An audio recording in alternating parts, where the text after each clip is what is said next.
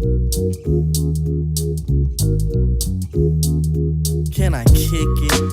Yes, you can. Can I kick it? Yes, you can. Can I kick it? Yes, you can. Can I kick it? What's up, good people?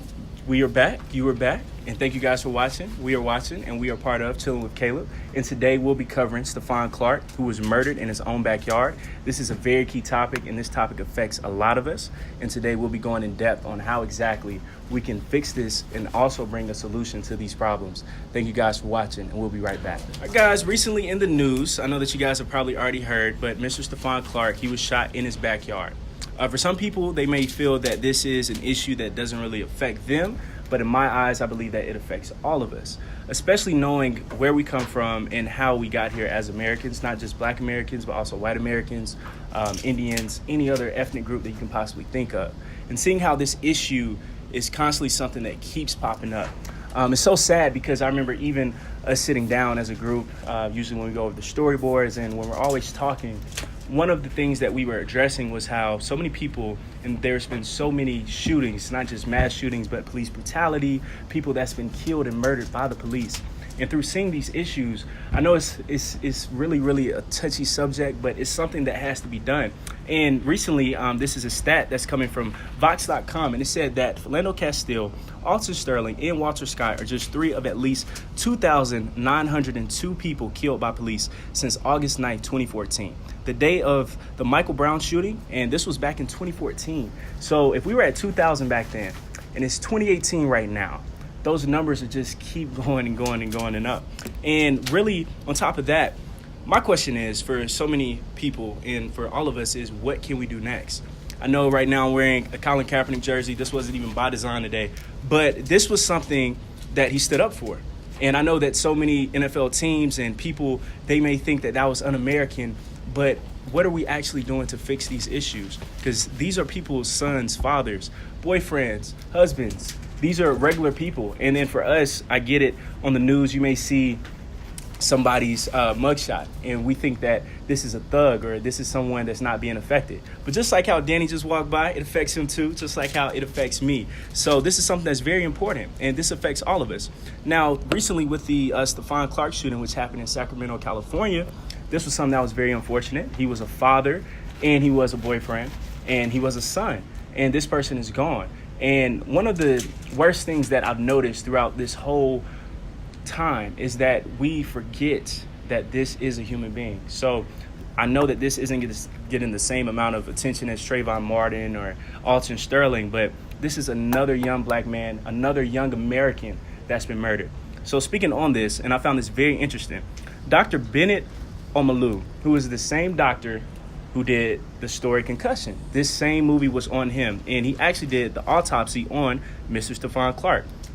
So it says that the autopsy commissioned by the family of Mr. Clark, who is 22 years old, and conducted by Dr. Bennett Omalu, a private medical examiner, showed that he was shot 3 times in his lower back, twice near his right shoulder, once in the neck, and once under his armpit. He was also shot in the leg. The neck wound was from the side, the doctor found, and he said that while the shot to the leg hit Mr. Clark in the front, it appeared to have been fired after he was already falling. He was shot from the back. Dr. Omalu said Friday at a news conference. So seeing that right now, I get it, one of the most popular narratives is that the officers would say that they were in fear for their lives. But seeing how his back was turned, my question is, what can we do? And I know that this is such a broad question and so many people may not even have an answer. And I see the conversations, but there's something else that has to be done.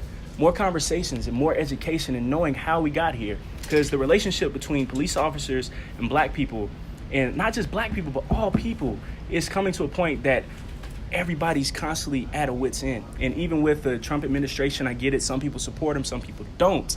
But we have to realize that we are in such a racial tense environment where everything is going on right now that we're becoming numb to mass shootings, police brutality, people being shot by the police, that guns play such a prevalent role in who we are as a society.